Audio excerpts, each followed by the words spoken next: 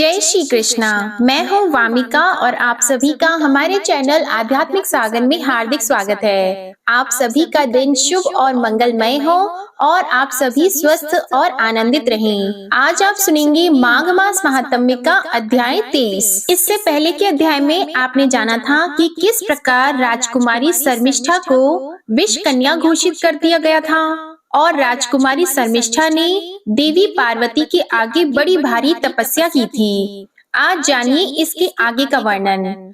राजकुमारी शर्मिष्ठा ने जब देवी पार्वती जी के आगे बड़ी भारी तपस्या की तो केवल वायु पीकर पार्वती जी के नाम का जप करती हुई उसने अपने चित्त को निरंतर उन्हीं के चिंतन में लगा दिया था। इस प्रकार देवी की आराधना में उसका दीर्घ काल व्यतीत हो गया, किंतु उसे अभीष्ट फल की प्राप्ति नहीं हुई। उसका सिर सफेद बालों से भर गया, मुख पर झुर्रियां पड़ गईं, तो भी शिव वल्लभा पार्वती देवी संतुष्ट नहीं हुई। यह देखकर जब वह अत्यंत व्याकुल हो गई, तब एक ही क्षण में दूध, कुंद और चंद्रमा के समान उज्जवल एक वृषभ प्रकट हुआ।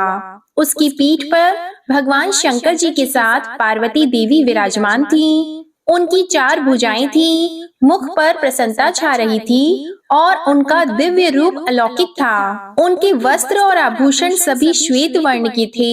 मस्तक पर चंद्र आकार मुकुट शोभा पा रहा था। इन चिन्हों से गिरिराज कुमारी पार्वती देवी को पहचानकर विष कन्या ने बारंबार प्रणाम करके इस प्रकार उनकी स्तुति की। विष कन्या बोली, देव देवेश्वरी आपको नमस्कार है। सब में निवास करने वाली देवी आपको नमस्कार है। समस्त कामनाओं को पूर्ण करने वाली, जरा मरण से रहित तथा सत्य स्वरूपा पार्वती आपको नमस्कार है। देवी, इंद्र आदि देवता भी आपके स्वरूप का यथार्थ वर्णन करना नहीं जानते, फिर मुझ जैसी मनुष्य कन्या आपके विषय में क्या कह सकती है? पृथ्वी, जल, अग्नि, वायु और आकाश स्वरूप संपूर्ण ब्रह्मांड, देवता, असुर और मनुष्य आदि प्राणियों सहित जिनके श्री अंगों से प्रकट हुआ है, जिनका जन्म देने में ब्रह्मा, नाश करने में महेश्वर और पालन करने में विष्णु भी समर्थ नहीं है, उन सर्वेश्वरी देवी की मैं कैसे स्तुति कर सकूंगी, जिनमें अणिमा आदि 8 गुणों वाला ऐश्वर्य स्वभावतः विद्यमान है तथा जिनका ऐश्वर्य लोक में सबसे बढ़कर और सबके लिए अत्यंत स्पृहणीय है, जिनके अनेक स्वरूपों का ध्यान परायण मुनिगण निरंतर भक्ति पूर्वक ध्यान करते और उस ध्यान के प्रभाव से संपूर्ण मनोरथों को प्राप्त होते हैं। मोक्ष प्राप्ति के लिए दृढ़ निश्चय रखने वाले योगी पुरुष अपने हृदय में जिनके स्वरूप का चिंतन करके भाव रूप पुष्पों के द्वारा उसकी अर्चना करते हैं, उन महामहेश्वरी देवी का स्तवन मैं मानवी होकर कैसे कर सकती हूँ? तब पार्वती देवी ने कहा, पुत्री, मैं तुम पर बहुत प्रसन्न हूँ, तुम मनोवांछित वर मांगो। तो विष कन्या बोली, हे देवी, मैंने पति की प्राप्ति के लिए तपस्या का यह उद्योग किया है, किंतु अब तो मैं बूढ़ी हो गई, अतः पति लेकर क्या करूंगी? अब तो इतनी ही प्रार्थना है कि आप संसार की समस्त नारी जाति के हित के लिए इस आश्रम में सदा निवास करें। तब देवी ने कहा, भद्रे, आज से मैं तुम्हारे इस श्रेष्ठ एवं शुभ आश्रम में निवास करूंगी, इससे तुम्हारा मनोरथ पूर्ण होगा। माघ मास के शुक्ल पक्ष की तृतीया तिथि को जो स्त्री अथवा पुरुष यहाँ स्नान करेंगे, उन्हें मेरे प्रसाद से मनोवांछित फल की प्राप्ति होगी। स्त्री हो या पुरुष, इस सरोवर में स्नान करके सब पापों से मुक्त हो जाएंगे। भद्रे, जो कन्या यहाँ भक्ति पूर्वक स्नान करेगी, उसे निसंदेह श्रेष्ठ पति की प्राप्ति होगी। जो मनुष्य यहाँ पर फलों का दान करेंगे, उनके सभी मनोरथ भी सफल होंगे। ऐसा कहकर पार्वती देवी ने उस विष कन्या का अपने हाथ से स्पर्श किया। उसी क्षण वह वृद्धावस्था से मुक्त होकर दिव्य रूप से सुशोभित हो गई। फिर उस विष कन्या को अपनी सेविका बनाकर पार्वती देवी उसे कैलाश पर्वत पर ले गईं। तभी से उस तीर्थ को शर्मिष्ठा तीर्थ कहते हैं, जो सब पातकों का नाश करने के लिए तीनों लोकों में प्रसिद्ध है। माघ मास के शुक्ल पक्ष की तृतीया को सब उपाय करके मनुष्य उस तड़ाग में स्नान करे। यह परम पवित्र, आयु वर्धक, सर्व पाप नाशक तथा मनुष्यों को मोक्ष देने वाला स्त्री तीर्थ है, जिसका वर्णन मैंने आप लोगों से किया है। श्री सूत जी कहते हैं, हे द्विजवरों, पूर्व काल में महाराज चमत्कार के द्वारा जिनकी श्रद्धा पूर्वक स्थापना की गई थी, वे चमत्कारी देवी वहीं विद्यमान है। कौमार व्रत धारण करने वाली उन्हीं देवी ने लाखों मायामय रूप धारण करने वाले महिषासुर का वध किया था। महात्मा राजा चमत्कार ने जब चमत्कारपुर का निर्माण किया, उस समय नगर की तथा उस नगर में निवास करने वाले समस्त ब्राह्मणों की रक्षा के लिए भक्ति भावित चित्त से चमत्कारी देवी को स्थापित किया था। जो महानवमी के दिन चमत्कारी देवी का विधि पूर्वक पूजन करता है, उसे 1 वर्ष तक कहीं भूत प्रेत पिशाच शत्रुगण रोग चोर और दुष्टों से भय नहीं होता। शुक्ल पक्ष की अष्टमी में पवित्र होकर जो मनुष्य जिस जिस कामना का चिंतन करते हुए उनकी भक्ति पूर्वक पूजा करता है, वह उस कामना को निसंदेह प्राप्त कर लेता है। और जो पुरुष निष्काम भाव से चमत्कारी देवी का पूजन करता है, वह निश्चय ही देवी के प्रसाद से सुख स्वरूप मोक्ष प्राप्त कर लेता है। उन परमेश्वरी देवी की आराधना करके पूर्व काल में बहुत से राजा, ब्राह्मण तथा योगी जन सिद्धि को प्राप्त हो चुके हैं। जो 1 वर्ष तक प्रतिदिन श्रद्धा पूर्वक चमत्कारी देवी की परिक्रमा करता है, वह पशु पक्षियों की योनि में नहीं जाता है। सूत जी कहते हैं, प्राचीन कल्प में जब देवताओं ने हाटकेश्वर नामक शिवलिंग की स्थापना की, तब भगवान शिव ने ब्रह्मा जी के लिए यह क्षेत्र प्रदान किया था। उस समय वहाँ के ब्राह्मणों की कली काल आदि दोषों से रक्षा करने के लिए महादेव जी ने अपने पुत्र कार्तिकेय को ब्रह्मा जी की प्रार्थना से वहाँ रहने की आज्ञा दी। पिता की आज्ञा से कार्तिकेय जी ने वहाँ निवास किया। जो कार्तिक मास की पूर्णिमा को कृतिका नक्षत्र के योग में स्वामी कार्तिकेय जी का दर्शन करता है, वह 7 जन्मों तक धनाढ्य एवं वेद वेत्ता ब्राह्मण होता है। उस तीर्थ में कार्तिकेय जी का मंदिर बहुत ही ऊंचा और मनोहर है। उस मंदिर की चर्चा सुनकर स्वर्ग के देवता भी कौतूहलवश वहां उतर आए और उन्होंने बड़ी प्रसन्नता के साथ उस पवित्र नगर एवं मंदिर का दर्शन किया तथा उस मंदिर के उत्तर एवं पूर्व दिशा में विधि पूर्वक यज्ञ कर्म का अनुष्ठान किया। यज्ञ होम करके सब देवताओं ने वहां के ब्राह्मणों को दक्षिणा दी और उस स्थान का उत्तम फल पाकर स्वर्ग लोक को प्रस्थान किया। तब से उस स्थान का नाम देव यजन हुआ। अन्य स्थानों पर 100 यज्ञ करके मनुष्य जिस फल को पाता है, उसी को वहाँ दक्षिणा सहित एक ही यज्ञ करके पा लेता है। उस तीर्थ में 3 सूर्य विग्रह हैं। प्रथम का नाम मुंडीर, दूसरे का कालप्रिय तथा तीसरे का मूल स्थान है, जो सब रोगों का नाश करने वाला है। भगवान सूर्य प्रातः काल मुंडीर में, मध्याह्न काल के समय कालप्रिय में तथा संध्या के समय मूल स्थान में जाते हैं। उस समय जो मनुष्य इन तीनों सूर्य विग्रहों में से एक का भी भक्ति पूर्वक दर्शन करता है, वह निसंदेह मोक्ष को प्राप्त हो जाता है। समुद्र के निकट विटंकपुर नामक एक उत्तम स्थान है, जो समुद्र की उत्ताल तरंगों से आवृत होने के कारण ऊंची 4 दीवारी से सुशोभित प्रतीत होता है। उस नगर में एक ब्राह्मण था, जो पूर्व कर्म के फल से युवावस्था में ही कोढ़ी हो गया था। उसकी पत्नी अच्छे कुल में उत्पन्न सती साध्वी एवं सुशीला थी। वह अपने कोढ़ी पति को ही कामदेव के समान सुंदर देखती थी। पति के अच्छे होने के लिए ब्राह्मणी भांति भांति की बहुमूल्य एवं हितकर औषधियां ले आती और उसके घावों पर लेप करती थी। एक समय उस श्रेष्ठ ब्राह्मण के घर में कोई उत्तम अतिथि आया, जो कि बहुत थका मांदा था। घर पर आए हुए उस ब्राह्मण को देखकर उसकी सती स्त्री ने भक्ति पूर्वक अनेक उपचारों से उसे संतुष्ट किया।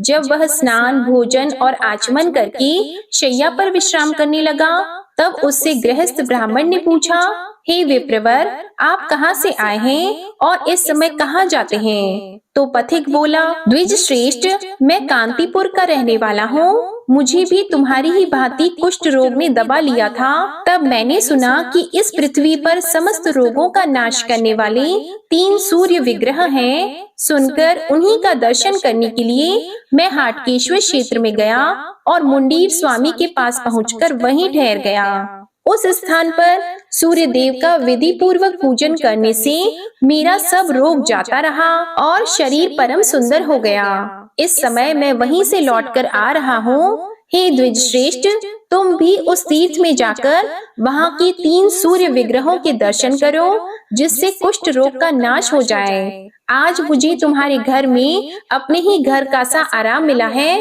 अब मैं अपने नगर को जाऊंगा। पथिक की यह बात सुनकर गृहस्थ ब्राह्मण ने अपनी पत्नी के मुख की ओर देखा। वह बोली, प्राणनाथ, इन्होंने बहुत अच्छी सलाह दी है। अतः जहाँ वे तीनों सूर्य विग्रह हैं, उस स्थान पर शीघ्र ही चलिए। प्रभु, मैं भी आपके साथ सेवा में संलग्न रहकर चलूंगी। फिर उस ब्राह्मण ने अपनी स्त्री के साथ मुंडीर स्वामी के निकट प्रस्थान किया और बड़े क्लेश से किसी तरह वह हाटकेश्वर क्षेत्र में पहुंचा और अपनी पत्नी से बोला, प्रिये, मैं रोग और भूख से बहुत कष्ट पा रहा हूँ, अतः मुंडीर स्वामी के समीप तक चलने में असमर्थ हूँ, इसलिए यहीं पर अपना शरीर त्याग दूंगा।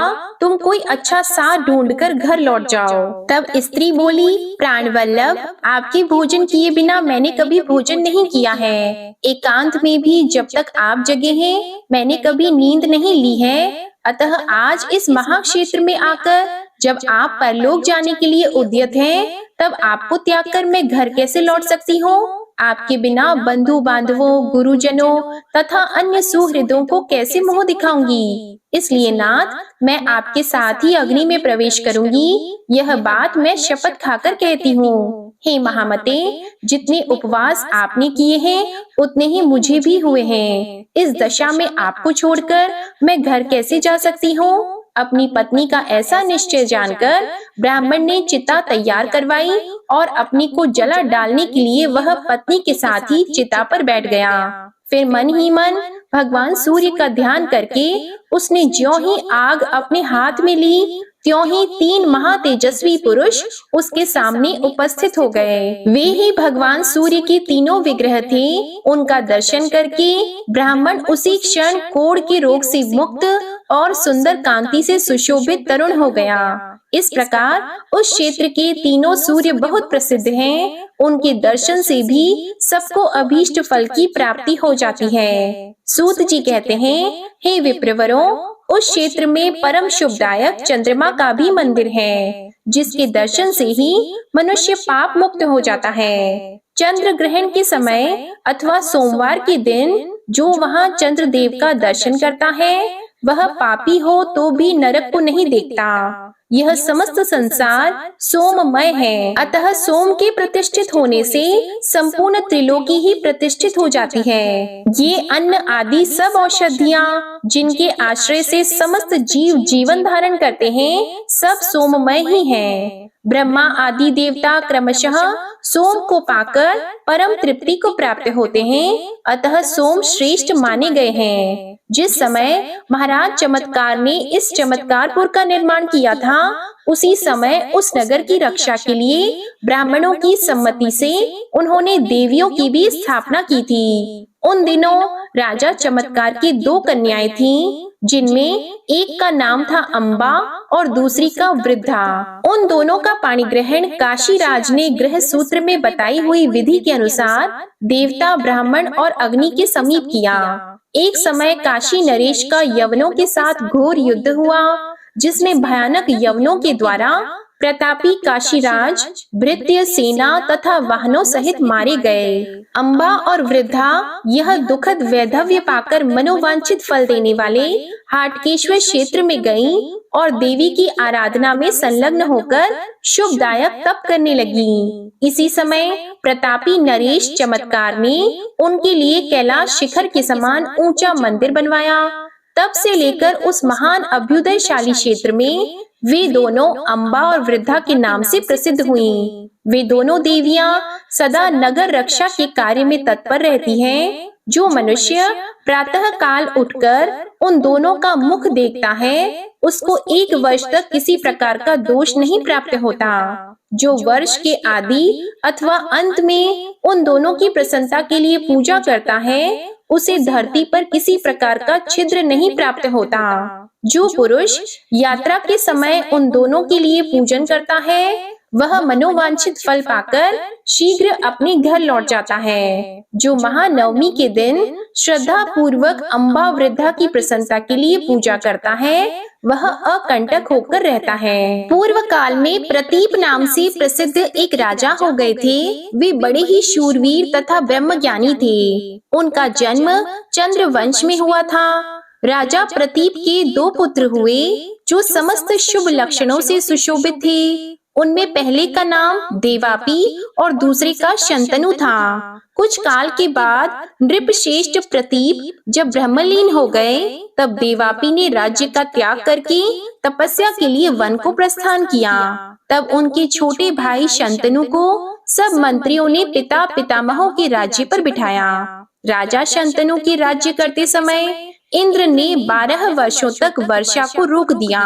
इससे सब लोग बड़ी कठिनाई में पड़ गए और भूख से पीड़ित रहने लगे। यदि दैव योग से किसी के पास कहीं थोड़ा भी कच्चा या पक्का अन्न दिखाई देता, तो उसे दूसरे बलवान लोग बलपूर्वक छीन लेते थे। सारे वृक्ष और जलाशय सूख गए।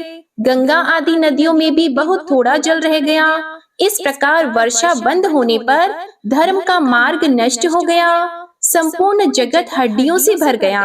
कोई भी यज्ञ, स्वाध्याय तथा व्रत का पालन नहीं करता था। तब अग्निदेव इंद्र पर क्रोध करके भूमंडल वासियों के लिए अदृश्य हो गए। इसी समय ब्रह्मा और विष्णु जी को आगे करके सब देवता अग्नि की खोज करने के लिए पृथ्वी पर घूमने लगे। इधर अग्निदेव हाटकेश्वर क्षेत्र में ब्रह्मा जी के स्थान से ईशान कोण में स्थित गंभीर जलाशय के भीतर प्रवेश कर गए। देवता उन्हें खोजते हुए वहां आ पहुँचे। देवताओं को आया हुआ देखकर अग्निदेव उस स्थान से निकले। तब महात्मा ब्रह्मा जी ने पूछा, अग्नि, तुम देवताओं को देखकर क्यों अन्यत्र चले जाते हो? तुम ही सबके आदि हो और तुम ही इन सबके मुख्य रूप से जगत में प्रतिष्ठित हो। तुम में विधि पूर्वक दी हुई आहुति सूर्य को प्राप्त होती है। सूर्य से वर्षा होती है और वर्षा से अन्न उत्पन्न होता है। फिर अन्न से प्रजा का जीवन चलता है। इसलिए तुम ही जगत के धाता और विधाता हो। तुम्हारे संतुष्ट रहने पर संपूर्ण जगत सुरक्षित रहता है और तुम्हारे कुपित होने पर इसका नाश हो जाएगा। अग्निहोष्टम आदि संपूर्ण यज्ञ तुम में ही प्रतिष्ठित हैं और संपूर्ण भूत प्राणी तुम्हारे ही आश्रय से जीवित रहते हैं। अग्निदेव, तुम समस्त भूतों के भीतर सदा विचरते हो, क्योंकि उदर स्थित अन्न और जल का पाचन तुम ही करते हो। अतः संपूर्ण देवताओं पर कृपा करो और अपने क्रोध का कारण बताओ। तुम क्यों सबको त्याग कर चले गए थे? सूत जी कहते हैं, ब्रह्मा जी का यह वचन सुनकर अग्निदेव ने क्रोध त्याग दिया और प्रेम से कहा, कमलोद्धव, इंद्र ने वर्षा रोक दी, जिससे अन्न आदि औषधियों का सर्वनाश हो गया। अतः उन्हीं पर क्रोध करके मैं संसार को छोड़कर अदृश्य हो गया था। यह सुनकर ब्रह्मा जी ने कहा, इंद्र, अग्निदेव ठीक ही कहते हैं, तुम संसार में वर्षा क्यों नहीं करते? तब इंद्र ने कहा, पितामह, अपने बड़े भाई का उल्लंघन करके शंतनु समूची पृथ्वी का राजा बन बैठा है, इसलिए मैंने उसके राज्य में वर्षा रोक दी है। अब आप ही प्रमाण हैं, कहिए मैं क्या करूं? तब ब्रह्मा जी कहने लगे, इस उल्लंघन का फल तो उस राजा ने पा लिया। अब मेरे कहने से तुम शीघ्र ही वर्षा करो, जिससे यह संपूर्ण जगत अकाल और क्षुधा धारा नष्ट होने से बच जाए। तब इंद्र ने शीघ्रता पूर्वक पृथ्वी पर वर्षा करने के लिए पुष्करावर्तक नामक मेघों को आज्ञा दी। आज्ञा पाते ही उन्होंने बिजली चमकाते और गरजते हुए क्षण भर में पृथ्वी को जल से भर दिया।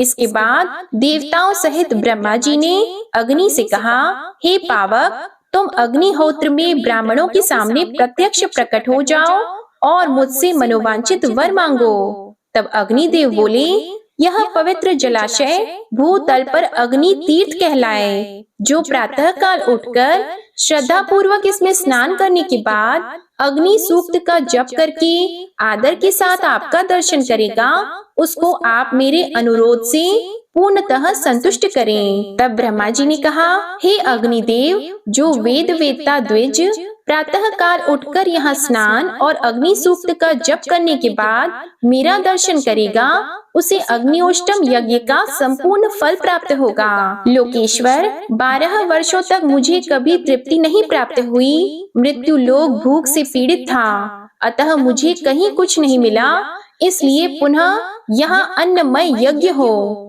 तो ब्रह्मा जी बोले, हुताशन, यहाँ जो कोई ब्राह्मण निवास करते हैं वे वसुधारा की आहुति से तुम्हें रात दिन भक्ति पूर्वक तृप्त करते रहेंगे। इससे तुम पूर्णतः पुष्ट हो जाओगे और उनके भी मनोवांछित मनोरथ पूर्ण होंगे। संक्रांति के समय जो वसुधारा प्रदान करने वाले ब्राह्मण तुम्हारे मुख में आहुति डालेंगे, उनके जीव भर के अज्ञान जनित पाप नष्ट हो जाएंगे। तुम्हारे संतुष्ट होने पर आगे चलकर उशीनर देश में शिवी नाम से सुविख्यात राजा होंगे, जो श्रद्धा पूर्वक 12 वर्षों तक चालू रहने वाला यज्ञ करके वसुधारा देकर तुम्हें वर्षों तृप्त करते रहेंगे। इससे तुम्हें उत्तम पुष्टि प्राप्त होगी। भूतल पर वेद वेत्ताओं में श्रेष्ठ सब मनुष्य तुम्हारी पूजा करेंगे। आज से लेकर शांतिक या पौष्टिक जो भी कर्म होगा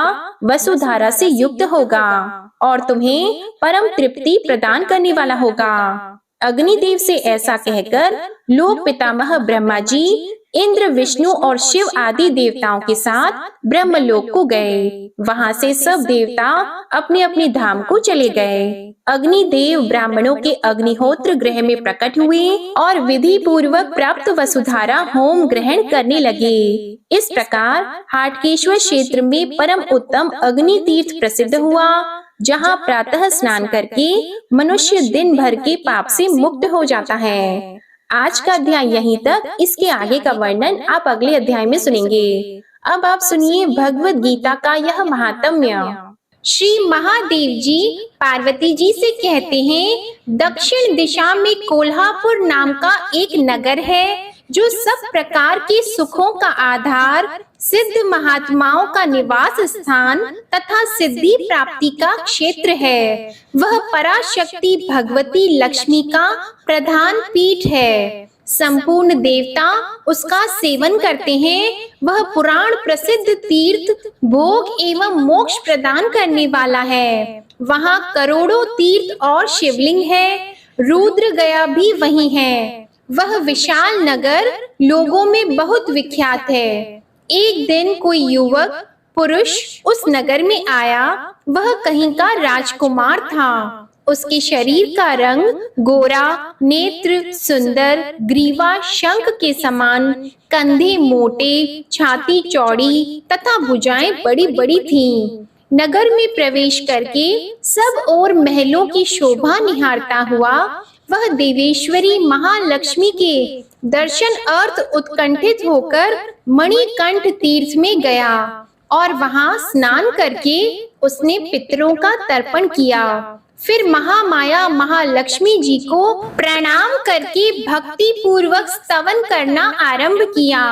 राजकुमार बोला, जिसके हृदय में असीम दया भरी हुई है, जो समस्त कामनाओं को देती तथा अपने कटाक्ष मात्र से सारे जगत की सृष्टि, पालन और संहार करती है, उस जगन माता महालक्ष्मी की जय हो। जिस शक्ति के सहारे उसी के आदेश के अनुसार परमेष्ठी ब्रह्मा सृष्टि करते हैं, भगवान अच्युत जगत का पालन करते हैं तथा भगवान रुद्र अखिल विश्व का संहार करते हैं, उस सृष्टि, पालन और संहार की शक्ति से संपन्न भगवती पराशक्ति का मैं भजन करता हूँ। हे कमले, योगी जन तुम्हारे चरण कमलों का चिंतन करते हैं। कमलालये, तुम अपनी स्वाभाविक सत्ता से ही हमारे समस्त इंद्रिय गोचर विषयों को जानती हो। तुम्ही कल्पनाओं के समूह को तथा उसका संकल्प करने वाले मन को उत्पन्न करती हो।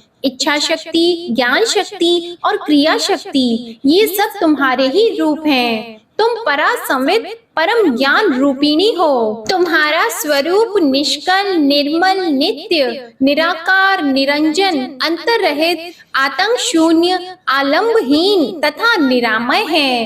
देवी, तुम्हारी महिमा का वर्णन करने में कौन समर्थ हो सकता है, जो षट चक्रों का भेदन करके अंतःकरण के 12 स्थानों में विहार करती है। अनाहत, ध्वनि, बिंदु, नाद और कला, ये जिसके स्वरूप हैं, उस माता महालक्ष्मी को मैं प्रणाम करता हूँ। माता, तुम अपने मुख रूपी पूर्ण चंद्रमा से प्रकट होने वाली अमृत राशि को बहाया करती हो। तुम ही परा, पश्यंती, मध्यमा और वैखरी नामक वाणी हो। मैं तुम्हें नमस्कार करता हूँ। देवी, तुम जगत की रक्षा के लिए अनेक रूप धारण किया करती हो।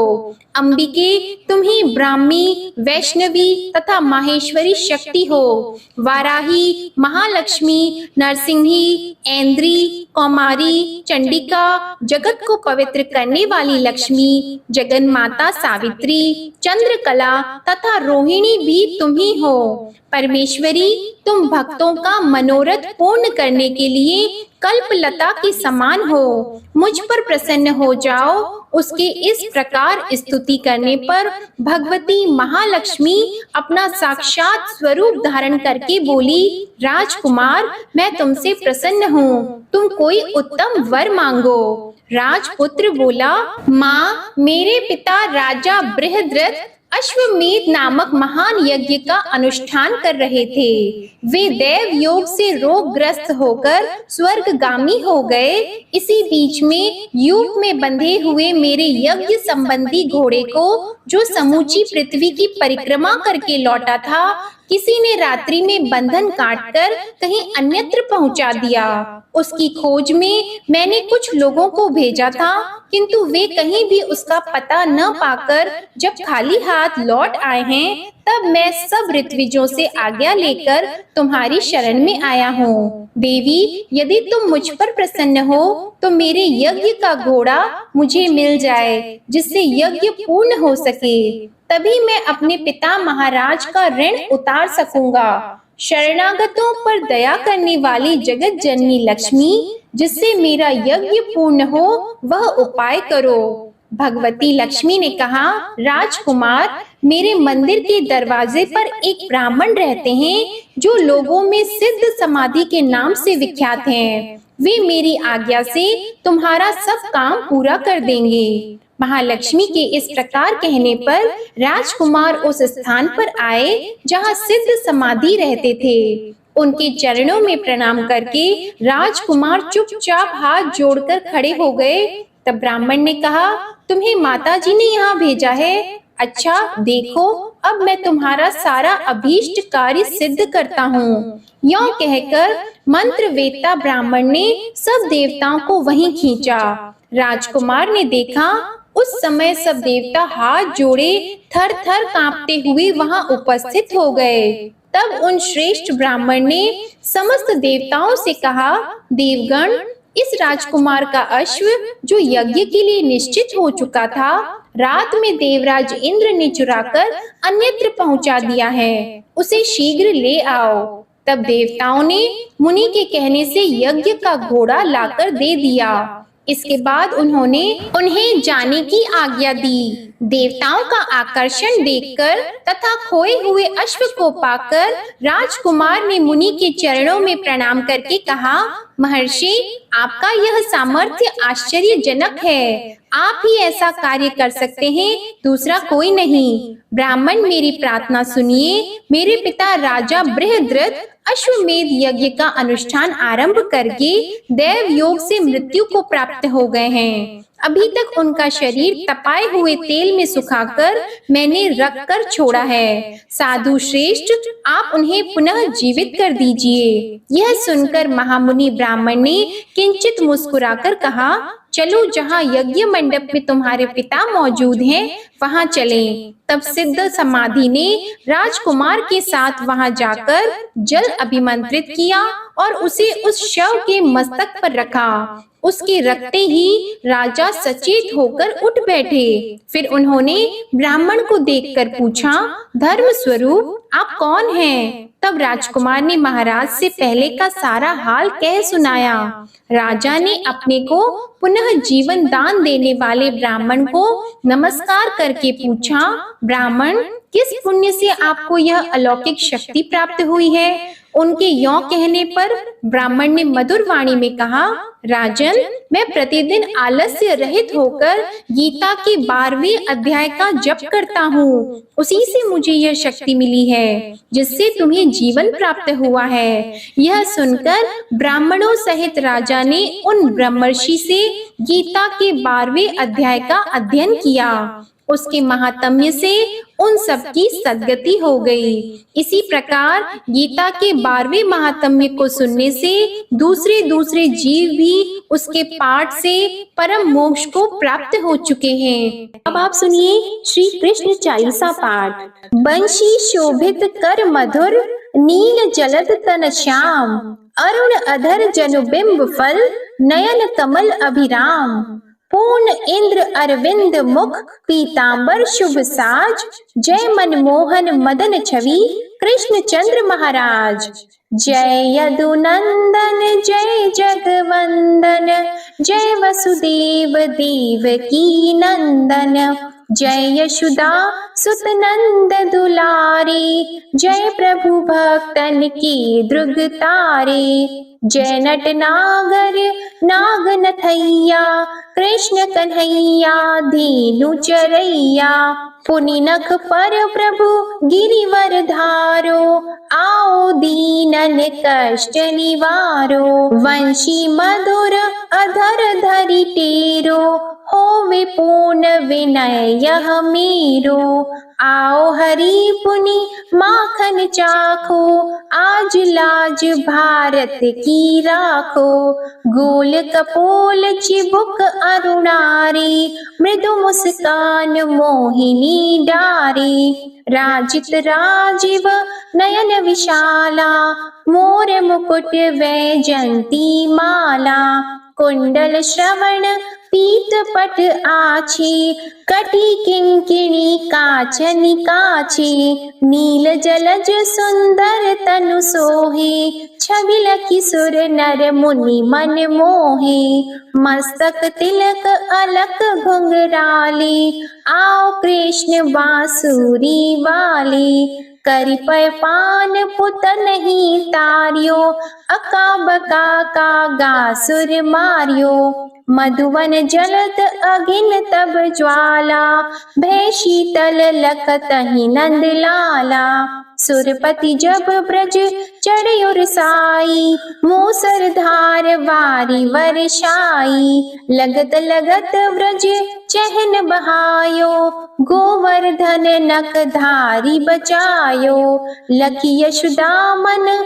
ब्रह्म अधिकाई, मुख मंद 14 भुवन दिखाई, दुष्ट कंस अति उधम मचायो, कोटि कमल जब फूल मंगायो, नाथी कली यहीं तब तुम लीन है, चरण चिन्ह दे निर्भय कीन है, करि गोपिन संग रास विलासा, सबकी पूर्ण करि अभिलाषा, केतिक महा असुर संहार्यो, कंस ही केस पकड़ी दे मारियो, मात पिता की बंदी छुड़ाई, उग्रसेन कह राज दिलाई, महिषी मृतक छहो सुत लायो, मातु देव की शोक मिटायो, भौमासुर मुर दैत्य सहारी, लाए 68 सहस कुमारी, देवी मही तृण चीर सहारा, जरा सिंधु राक्षस कहि मारा, असुर बकासुर आदिक मारियो, भक्तन के तब कष्ट निवार्यो, दीन सुदामा की दुख टारियो, तंदुल 3 मूठ मुख डारियो। श्री कृष्ण चालीसा समाप्त होती है। प्रेम से बोलिए भगवान श्री कृष्ण की जय। आपको आज की कथा पसंद आए, वीडियो पसंद आए तो इसे लाइक कीजिएगा, शेयर कीजिएगा, चैनल को सब्सक्राइब कीजिएगा और कमेंट में भगवान श्री कृष्ण जी की जय भी जरूर लिखिएगा। जय श्री कृष्ण।